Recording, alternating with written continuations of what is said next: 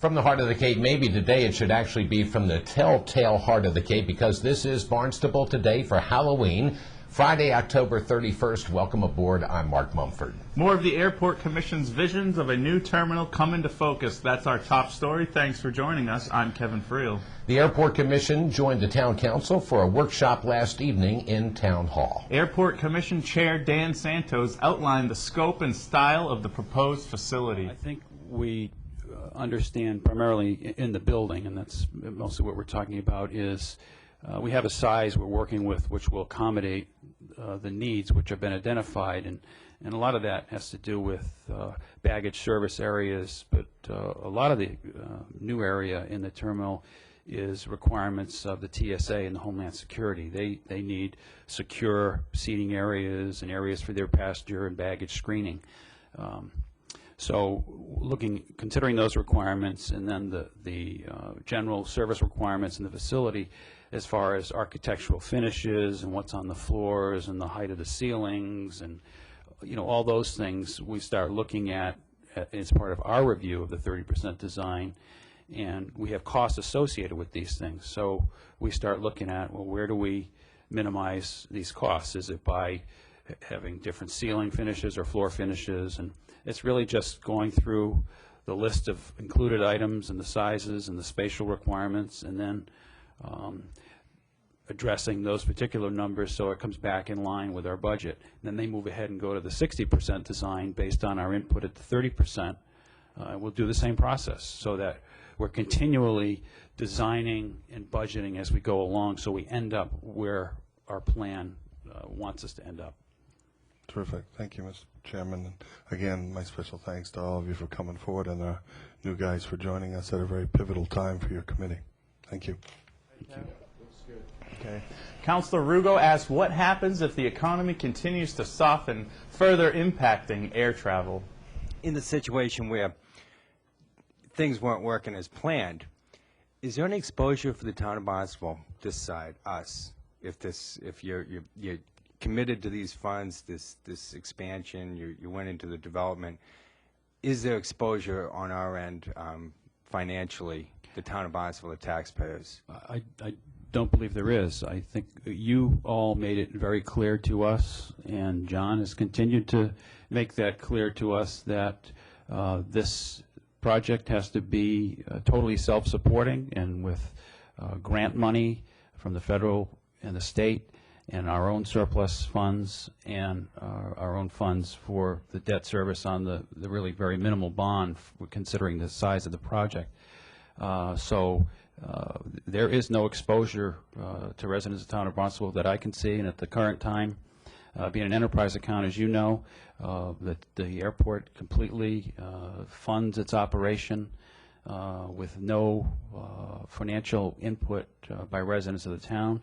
And in fact, any services that we obtain from the town and staff, we pay for as well.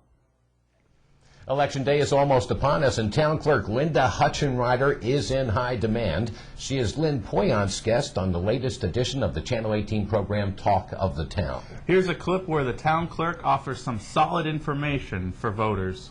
Welcome to Talk of the Town. My name is Lynn Poyant. I'm the Director of Community Services here for the town, and we're very pleased to have with us our town clerk, Linda Hutchenrider. We have got a very big election coming up, and there's a lot of things happening. We have a very debated presidential election, which is going to increase the numbers of folks. But why don't we start with, you have 10 tips for voters. Right. Why don't we start with that?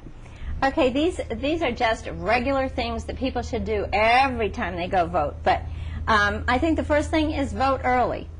There will be a ton of people out there. We figured there's over 25,000 people in the town of Barnstable who are going to exercise their rights to vote on Tuesday, November 4th. So get out early. Early means like between 7 and 2 or 7 and 3, because the supper crowd, the people after work, will come in and really fill up the voting places. Number 2, check your registration. If you've done any moving whatsoever, during this last year or two or 4. Many people only vote once every 4 years.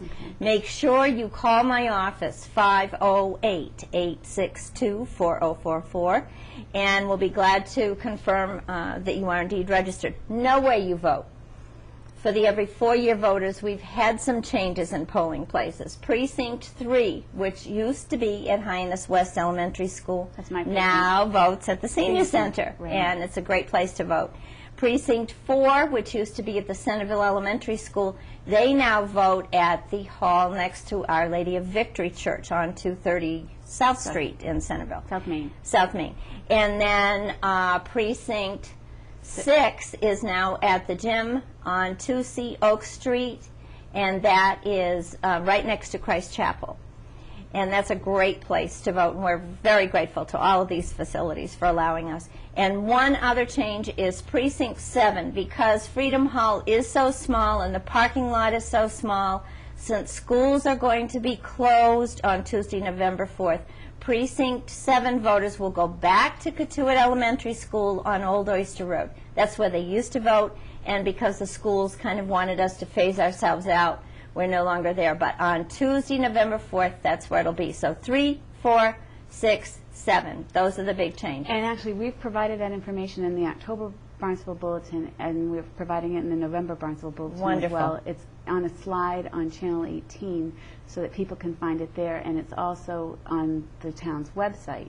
And you have highlighted or bolded those 4 precincts that have had changes. Wonderful. So we'll try to help you get that word out. Super.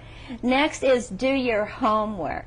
There are questions on the ballot, and if you receive this information for voters booklet in the mail, it has all of the questions in the back and what a yes vote means and what a no vote means.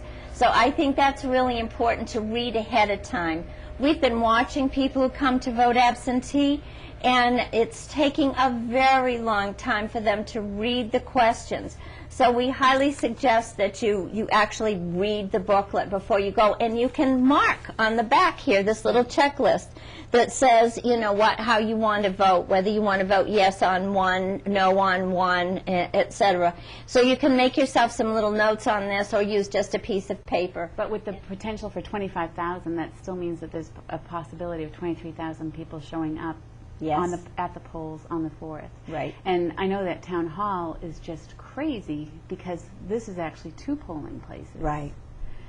So, and that's another reason why it's important for people to get out early and vote early, because it's, we have workers who we try to request that they park elsewhere in order to accommodate the voters, but even with the voters it gets very busy here. It does, and we are cordoning off 2 rows of parking spaces here, and hoping that that will be able to accommodate people coming and going, since it doesn't take all that long to vote. Once you're in, you get your ballot and you vote.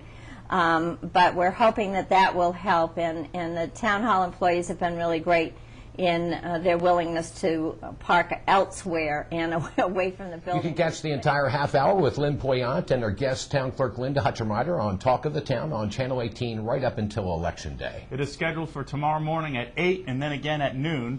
Check out the town's website for other airing times or to watch it anytime on your computer. As far as the weekend weather picture, a nice Halloween night, more clouds moving in after midnight with temperatures in the lower 40s. Then plenty of sunshine in the mix both Saturday and Sunday. Some gusty winds out of the northwest tomorrow. They'll be calming down by Sunday. Saturday's highs in the 50s, on Sunday in the upper 40s. On the meeting front here in town, the schedule is pretty empty today and on Monday as well. And of course, the polls open on Tuesday morning. Thanks for joining us today. I'm Kevin Friel. We'll meet you right back here on Monday. I'm Mark Mumford.